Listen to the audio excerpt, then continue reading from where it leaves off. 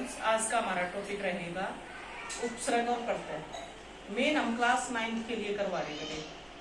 Class 9 CBSE board में एक chapter आपका व्याकरण का फर्स्ट चैप्टर है आपका उपसर्ग प्रत्यय है। उपसर्ग, सर्ग का मतलब होता है संधि। उपसर्ग की डेफिनेशन बेटा, जो शब्दांश में दो शब्द छिपे हुए हैं, शब्द प्लस अंश, जो शब्दांश शब्द के आगे जुड़कर या आगे लगकर उसके अर्थ में परिवर्तन ला दे, उसे हम उपसर्ग कहते हैं। डेफिनेशन बेटा, जो शब्दांश, ये ध्यान रखोगे, शब्द नहीं है ये शब्दांश है, जो शब्दांश शब्द के आगे जुड़कर उसके अर्थ में परिवर्तन ला दे, उसे हम उपसर्ग कहते हैं। उदाहरण देखो बेटा, मैंने बताया जो शब्दांश यानी कि शब्द का अंश शब्द के आगे जुड़कर, शब्द के आगे देखो बेटा, पढ़ अपने आप में एक शब्द है, पढ़ना, पढ़ शब्द है अपने आप में, पढ़, पढ़ के आगे अगर मैं अन और जोड़ दूं तो क्या बनेगा? अनपढ़। पुत्र शब्द है बेटा, पुत्र, पुत्र के आगे मैं सु और जोड़ दूं तो क्या बनेगा? अब देखो बेटे, ये क्या हुए? उपसर्ग। और ये क्या हुआ? शब्द। ये क्या हुआ? शब्द का अंश, शब्द का छोटा भाग, अंश का मतलब होता है भाग, ये हुआ शब्दांश और ये हुआ शब्द। मोल, कीमत, मीनिंग है अनमोल, अन्न और जोड़ दिया मैंने, तो ये क्या हुआ बेटा? उपसर्ग। ऐसे ही अब हम कुछ उपसर्ग कर देंगे। और उदाहरण देखो बेटे, अब तक हमने 3 उदाहरण किए थे, और देखो, मान, मान इज्जत बढ़ाई, अगर मैं इसी के आगे अप जोड़ दूं तो अपमान। अब ये अप क्या है? ये हमारा उपसर्ग हुआ, ये आप बुक में अच्छे से क्लियर करेंगे। अपमान। संगति, अगर मैं इसी के आगे सुसंगति और जोड़ दूं, अच्छी संगति। कोना, अगर मैं इसी के आगे ती और जोड़ दूं, ती कोना, ये शब्द हुए बेटा। ऐसे ही मैं और कुछ उदाहरण देने वाली हूं जो आधे अक्षर में है। देखो बेटा, से प्लस गुण, गुण शब्द है, ये उपसर्ग है, ये क्या हुआ? सगुण। अब बेटे मैं कुछ हाफ अक्षर के और दे रही हूं, हाफ अक्षर के बोल रही हूं बेटे। देखो, ये शब्द है मेरे पास दुर्गुण, है ना बेटे, इसे हम क्या बोलेंगे? दुर्गुण। तो बेटे दुर को हम कैसे लिखेंगे? रे आधा है ना, तो हम ये लिखेंगे दुर प्लस में गुण। उसके बाद है बेटा दुर्बल, तो हम क्या करेंगे? दुर प्लस बल। निर्बल,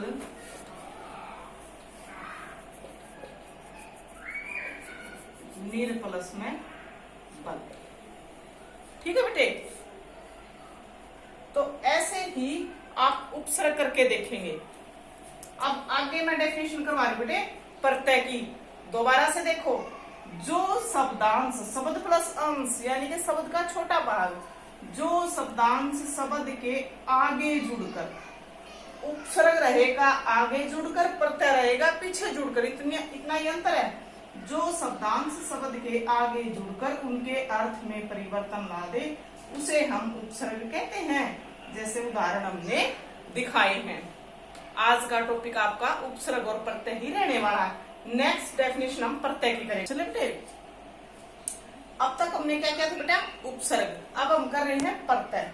सिर्फ इतना सही अंतर है बेटा, जो शब्दांश वही है, जो शब्दांश शब्द के आगे की जगह क्या आ गया?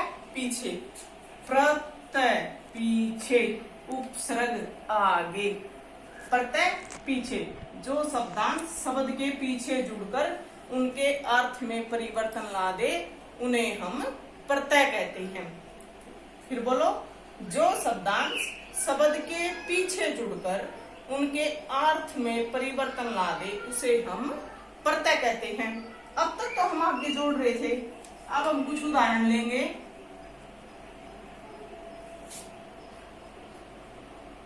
अब देखो, अब मूल शब्द हम पीछे रख रहे थे, अब हम क्या रखेंगे आगे, मूल शब्द और प्रत्यय और फिर शब्द और फिर हम करेंगे यहाँ शब्द।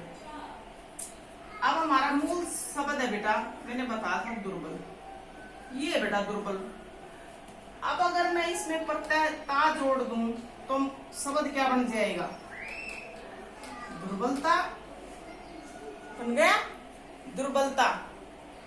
अब बेटे एक है, अगर इसी एक में ता जोड़ दूं तो क्या बन जाएगा, एकता। ध्यान रखो, ये शब्द वो है जिसका अपना मीनिंग है, मूल शब्द ये है जिनका अपना दुर्लभ कमजोर, लेकिन जैसे इसमें ता लगाया शब्द अलग बन गया, अर्थ में परिवर्तन आ गया है।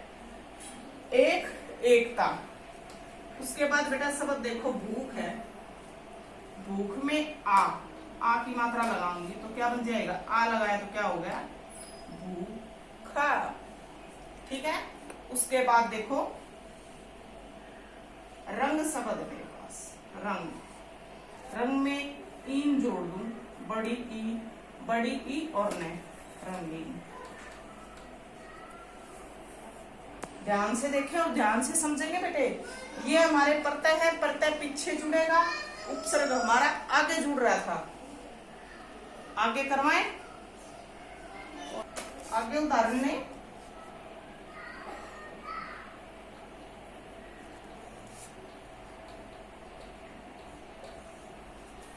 मनुष्य, इसमें तब और जोड़ देंगे, क्या हो जाएगा बेटे, मनुष्य तब, कड़वा, पन और जोड़ देंगे, नया शब्द क्या हो जाएगा, कड़वा, कड़वापन, रूखा प्लस पन, रूखापन। अच्छा, इसमें ई जोड़ देंगे, क्या हो जाएगा, अच्छाई, बुरा, भला, इन सब में ई कर जोड़ दो, बुराई, भलाई। देखो बेटे ये शब्द अपने आप में भी मीनिंग दे रही है, देखो ये शब्द ऐसे नहीं थे। हाँ, ये जो प्रत्यय जुड़ा है ये कोई मीनिंग नहीं है इनका, ये मीनिंगलेस है, ये बगैर मीनिंग के इसीलिए ये प्रत्यय कहलाते हैं। और मूल शब्द का अपना मीनिंग होता है, यानी कि मूल शब्द के पीछे जुड़कर जो शब्द के अर्थ में परिवर्तन ला दे उसे हम प्रत्यय कहते हैं। तो बेटे आज का हमारा टॉपिक था उपसर्ग और प्रत्यय। आप इसे करने की कोशिश करेंगे बुक से, अगर किसी से नहीं होगा तो वो मेरे पास अपनी क्वेरी के लिए क्वेश्चन भेज देना, उसे मैं करवाऊंगी। उसके बाद कुछ ऐसे शब्द भी होते हैं जिनके अंदर उपसर्ग भी होता है और प्रत्यय भी होता है, और टीचर कह देता है दोनों ही चीज छाटो, यानी कि टीचर शब्द बेटा बेईमान। अब इसमें देखो उपसर्ग भी है, प्रत्यय भी है, मूल शब्द भी, तीनों है। अगर टीचर ने बोल दिया इसमें अकेला उपसर्ग छाटो तो आप भी छाट दोगे। अगर टीचर ने कह दिया इसमें उपसर्ग, प्रत्यय और मूल शब्द तीनों ही छाटो, अगर तीनों ही छाटने हैं तो देखो बेटा बे उपसर्ग, ईमान मूल शब्द और ई बेईमानी प्रत्यय हो गया। उसके बाद एक शब्द और देखो बेटा अपमानित। अगर हम इसमें से तीनों ही छाटने के लिए कहते हैं तो देखो अपमान, छोटी ई है तो छोटी ई बनाएंगे, अपमानित। अगर टीचर बोलता है कि आप इसमें सिर्फ प्रत्यय ही छाटो, सिर्फ प्रत्यय ही छाटो। तो मूल शब्द क्या हो जाएगा बेटे? अपमान, और प्रत्यय क्या हो जाएगा? इत। तो बेटे ये हमने ध्यान रखना टीचर क्या बोल रहा है और किससे क्या फाइंड आउट करने के लिए बोल रहा है। अगर कोई शब्द ऐसा दे दिया तीनों ही छाटने हैं तो हम ऐसा भी कर सकते हैं। थैंक यू, आज के लिए इतना ही। कोई क्वेरी हो तो मेरे से पूछ लेना।